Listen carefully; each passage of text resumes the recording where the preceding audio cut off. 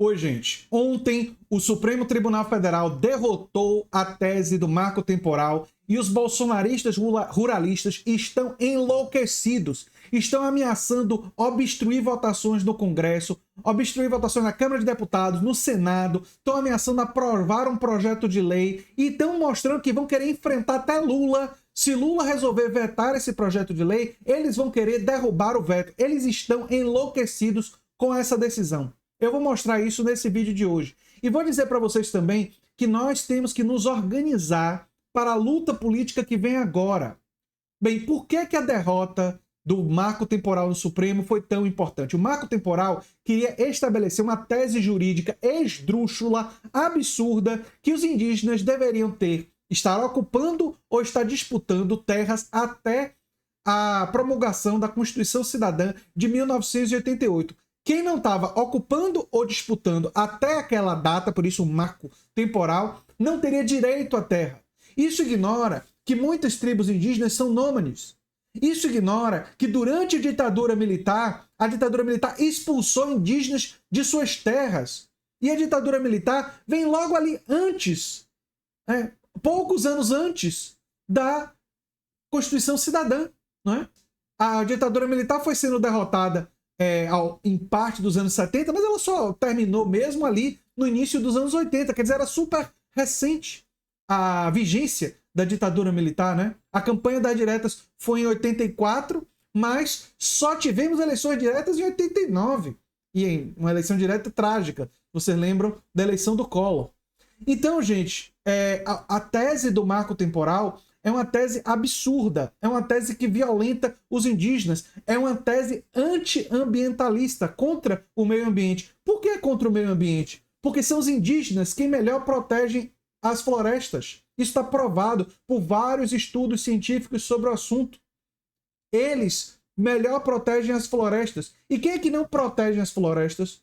Ruralistas, grileiros, não é? Esse pessoal que quer tomar à força as florestas, que quer tomar de todas as formas as terras brasileiras. Para quê? Para hiperexploração da terra, destruindo a terra e para potencializar os seus lucros, para ficarem ainda mais ricos. E eles estão dando esse piti agora, ameaçando. Eu vou mostrar aqui, ó. Ameaçando, ó. Bancada ruralista reage da decisão do STF e ameaça obstruir votações no Congresso. O líder da frente, o deputado Pedro Lupion, disse que o julgamento não vai impedir a aprovação de um projeto no Senado restabelecendo o marco temporal para a demarcação de áreas indígenas. E é claro que tudo leva a crer que Lula vai vetar, mas aí eles vão tentar derrubar o veto do Lula. Isso é muito grave, gente. Nós temos que ter plena consciência de que o que aconteceu no Supremo Tribunal Federal, com 2 votos contrários dos 2 indicados do Bolsonaro, o Nunes Marques e o André Mendonça, não foi apenas uma grande vitória para os povos originários, para os povos indígenas, mas foi uma vitória do movimento ambientalista. Eu estou até de verde aqui para falar sobre isso. Porque é fundamental para combatermos o aquecimento global, para combatermos a mudança climática, a preservação das florestas. Não apenas isso, óbvio. Combater o aquecimento global tem a ver com mudança de matriz energética, tem uma série de outras questões, não é? Que precisam ser enfrentadas, mas uma das coisas importantes é a preservação das florestas.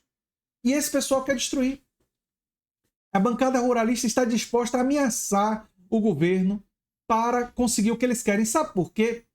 Porque eles acham que eles são donos do país. Porque eles se veem como uma classe feudal, como os senhores feudais do Brasil. Uma aristocracia, oligarquia que são donos do país. É assim que eles se entendem.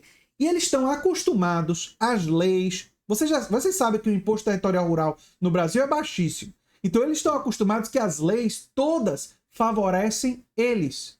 Quando veio a decisão do Supremo, eles não estão acostumados a serem contrariados. E por isso que eles deram esse piti todo, né, essa confusão toda no Congresso, e estão fazendo essas ameaças e vão para cima do governo Lula.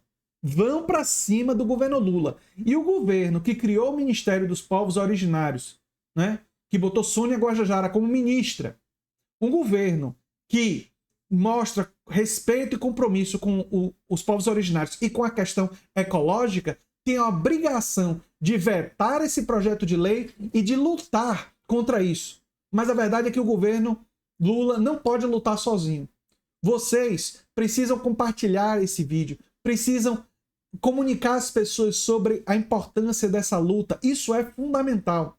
Isso é fundamental para todas as pessoas que acreditam na causa ecológica, que defendem os povos originários. Nós precisamos nos mobilizar para defender o governo Lula desse ataque e para defender o provável veto que Lula vai realizar a esse projeto de lei, porque eles vão tentar derrubar o veto de Lula.